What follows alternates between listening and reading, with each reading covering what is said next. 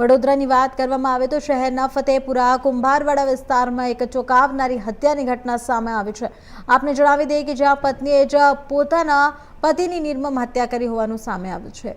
ખારી તલાવડી નજીક રહેતા દંપતી વચ્ચે અવારનવાર કંકાસ થતો હતો।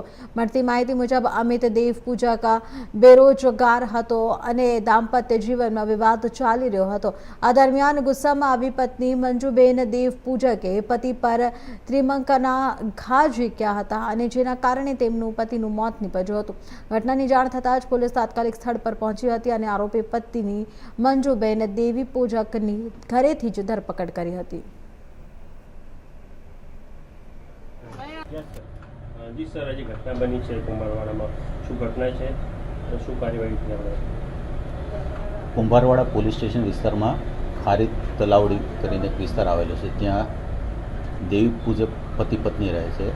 આજરોજ બપોરે 12 વાગ્યાના અરસામાં પતિ પત્ની ને જમવા બાબતે તકરાર થતાં પતિએ તેને કંઈ પત્નીને કપાળના ભાગે કંઈ મારેલું અને આવેશમાં આવી અને પત્નીએ તેને ત્રિકમના ઘા મારી દીધા પોતાના પતિને। એના પતિનું નામ છે અમિતભાઈ નાનજીભાઈ અને પત્ની છે મંજુબેન, બંને દેવી પૂજક છે અને છાતીના અને ગળાના ભાગના જે વાઇટલ પાર્ટ ઉપર ઇન્જરી કરી છે તેના હિસાબે ત્યાં સ્થળ ઉપરથી આરોપણબેનના પતિનું મૃત્યુ થયેલ છે।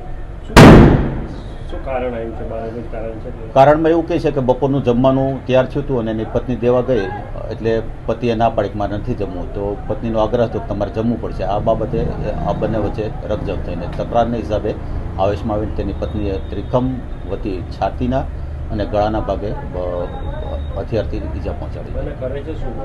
બંને છૂટક મજૂરી કરે છે। બંનેને 2 નાના સંતાનો છે, દીકરીઓ છે, 10 વર્ષની એક 7 વર્ષની છે।